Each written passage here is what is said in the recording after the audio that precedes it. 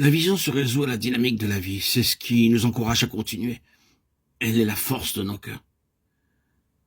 Cela nous est donné en exemple dans la vie des prophètes. Prenons Jérémie comme exemple. De son propre point de vue, Jérémie devait faire face à une situation désespérée. Son ministère était un véritable échec pour lui.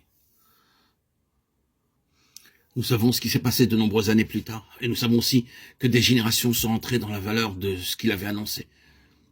Mais de son vivant, et pour lui personnellement, son ministère lui parut vain. Il le savait. Nous le voyons parfois se tourner vers le Seigneur et s'en prendre à lui. À un moment donné, il déclare à l'Éternel l'avoir trompé et placé dans un piège en l'appelant au ministère prophétique, en réalisant que son service était voué à l'échec. Et c'est bien ce qui se passa de son vivant.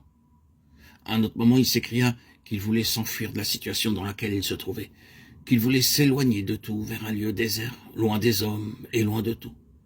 Si seulement il avait pu fuir loin de sa situation et des hommes, de cette chose qui semblait auparavant être pour lui une situation privilégiée. Maintenant, il pense s'enfuir. Pourquoi? Parce qu'il lui semble que la situation présente est désespérée. Parce que la réception des choses spirituelles est si lente. Parce qu'il lui semble qu'il n'y a aucune progression spirituelle. Et beaucoup d'autres choses encore. Néanmoins, à travers toutes ces vicissitudes, tous ces changements, toutes ces différentes humeurs, Jérémie est un homme ayant un feu dévorant dans ses os, et bien qu'il était déterminé à ne plus continuer. Il ne pouvait s'empêcher d'accomplir sa mission.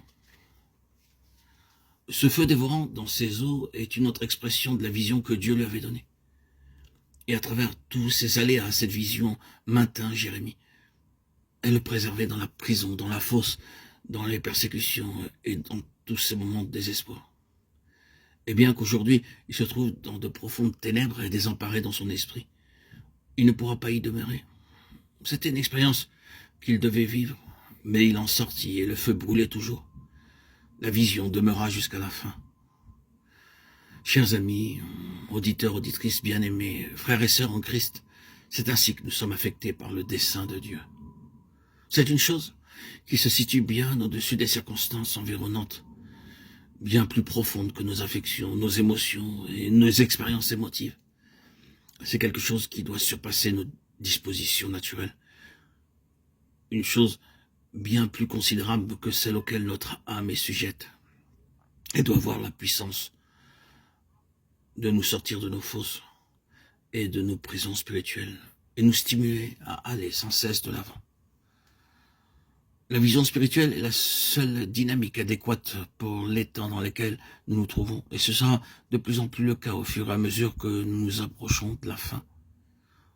Tout autour de nous se désagrège et dans ce monde de plus en plus corrompu, nous devrions être capables de dire « J'ai vu le propos éternel de Dieu. Je sais ce que Dieu a en vue. Je sais ce à quoi il œuvre. » Chers amis, auditeurs, auditrices, avez-vous cette divine révélation en vous? Il ne peut y avoir de tests et de défis plus exigeants que ceci. Il ne nous servirait strictement à rien d'avoir été enseigné à propos du dessein de Dieu, si cette chose ne faisait pas partie de nous-mêmes, si nous n'avons pas vu nous-mêmes ce qu'est le propos éternel de Dieu. Et nous devons l'avoir vu d'une telle façon que tout ce qui peut se passer autour de nous n'affectera en rien notre vision. Nous devons avoir vu avec une assurance qui ne sera jamais ébranlée par les plus grands désespoirs. Car il est évident que même les plus grands prophètes ont traversé des moments de désespoir profond. Mais parce qu'ils avaient vu la vision, parce qu'ils avaient saisi et appréhendé le dessein de Dieu, ils ne demeurèrent pas dans les vallées de l'ombre de la mort. Ils en sortirent, et c'est ce feu dans leurs os qu'il ramena au sommet.